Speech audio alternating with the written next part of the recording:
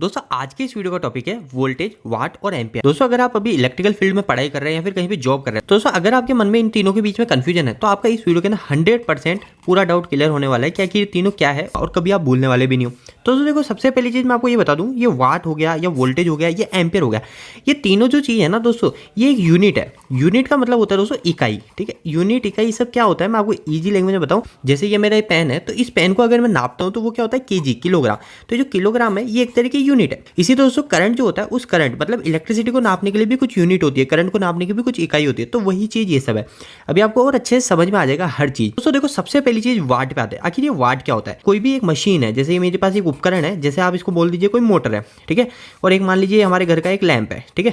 तो दोस्तों इस पे लिखा होता है 100 वाट, ये मोटर पे लिखा होता है 1 किलोवाट, ठीक है। इसमें भी किलोवाट, किलोवाट, लास्ट में वाट ये डब्ल्यू है। तो जो वाट होता है ना, ये वाट जो होता है ये एक तरीके इसकी पावर मापने की इकाई होती है, ताकत, ठीक है। एक्चुअली में पावर को हिंदी में क्या बोलते हैं हम? ताकत बोलते हैं। मतलब ये जो हमारी मोटर है या फिर हमारे जो बल्ब है, ये हमारे कितनी ताकत का है। और दोस्तों अगर आप इसको इलेक्ट्रिकल फील्ड में समझे तो इलेक्ट्रिकल फील्ड में सिंपल सी बात है, वाट का मतलब यही होता है कि हमारा जो उपकरण है वो उपकरण हमारी कितनी बिजली की खपत कर रहा है। जैसे हमारी कोई मशीन है, जैसे हमारी कोई मोटर है, तो ये मोटर हमारी कितनी बिजली की खपत करेगी, ठीक है, कितनी बिजली खपत करेगी, वही कहलाएगा इसका वाट। जितना ज्यादा हमारी बिजली खपत करेगी उतना ज्यादा हमारा वाट हो जाएगा। मतलब जितनी ज्यादा वाट हो जाएगा उतनी ही ज्यादा इसकी ताकत हो जाएगी। तो दोस्तों देखो, वाट निकालने का फॉर्मूला भी काफी सिंपल होता है। जैसे अगर आप कभी भी वोल्टेज और करंट, वोल्टेज जैसे वोल्टेज और ये करंट है, तो वोल्टेज को शो करते हैं हम V से और करंट को हम शो करते हैं I से, ठीक है। करंट को हम कभी शो करेंगे तो यहाँ पे एम्प्स बोलते हैं ना, एम्प्स, एम्पियर, तो उसको हम शो करते हैं I से, ठीक है। तो I अगर मैं लिख दूंगा तो ये करंट है और V मतलब हो गया वोल्टेज और W लिख दिया तो ये हो गया हमारा वाट। तो वाट कभी भी निकालना है तो मैं क्या करूँगा दोस्तों, वोल्टेज और करंट को मल्टीप्लाई कर दूंगा, ठीक है। पर दोस्तों ये जो फॉर्मूला होता है ये DC के अंदर काम देता है। आपको पता है हमारी जो इलेक्ट्रिसिटी होती है वो इलेक्ट्रिसिटी दो तरह की होती है, एक होती है हमारी AC और एक होती है हमारी DC, ठीक है। तो दोस्तों अभी मैंने आपको DC का फॉर्मूला बताया, पर अगर AC की बात करेंगे ना तो AC के अंदर कभी भी हमको पावर निकालनी पड़ती है या फिर कुछ भी होता है तो AC के अंदर हमेशा हमारे पास एक और चीज आ जाती है, मल्टीप्लाई हो जाती है, वो होता है पावर फैक्टर।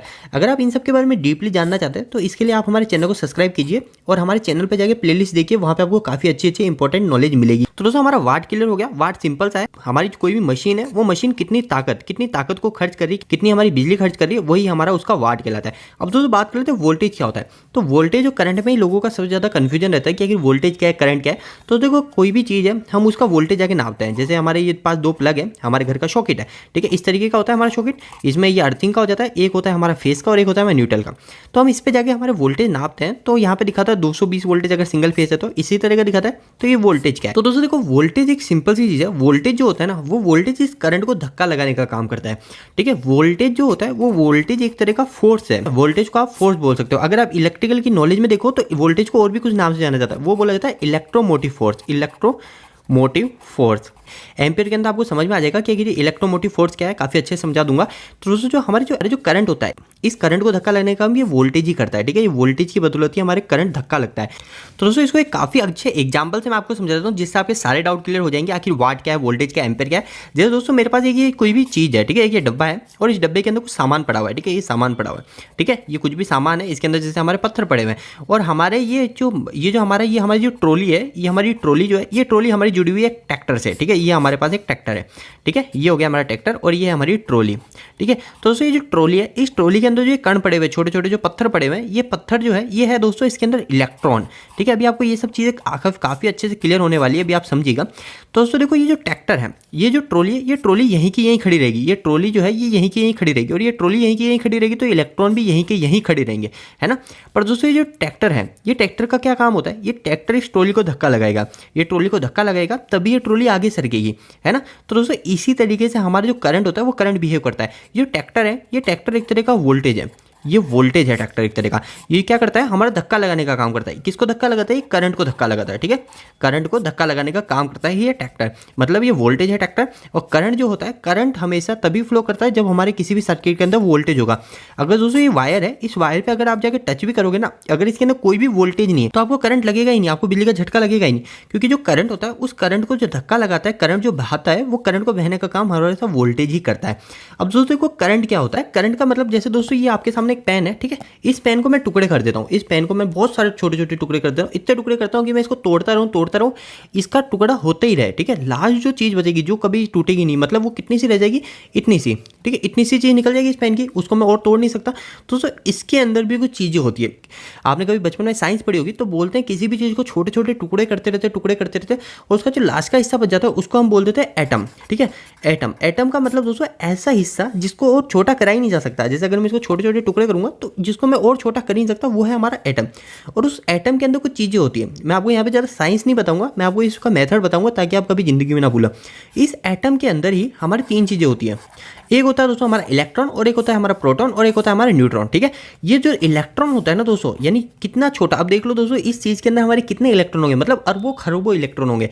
तो इस जो इलेक्ट्रॉन होता है इस एटम के अंदर, किसी भी वस्तु के अंदर, हर वस्तु के अंदर इलेक्ट्रॉन होता है, ठीक है, हर वस्तु के अंदर इलेक्ट्रॉन होता है। हमारा जो वोल्टेज होता है, ये वोल्टेज अगर मैंने इस पेन के साथ जोड़ दिया ना, इस पेन के साथ जोड़ दिया, तो ये जो वोल्टेज होगा, ये वोल्टेज इसके अंदर जो इलेक्ट्रॉन है उस इलेक्ट्रॉन को बहाने का काम करता है। तो जो इलेक्ट्रॉन कितना बहेगा वही काउंट करता है हमारा एम्पियर। एम्पियर को इंग्लिश में क्या बोलते हैं? एम्पियर की जो परिभाषा होती है वो होता है फ्लो ऑफ इलेक्ट्रॉन।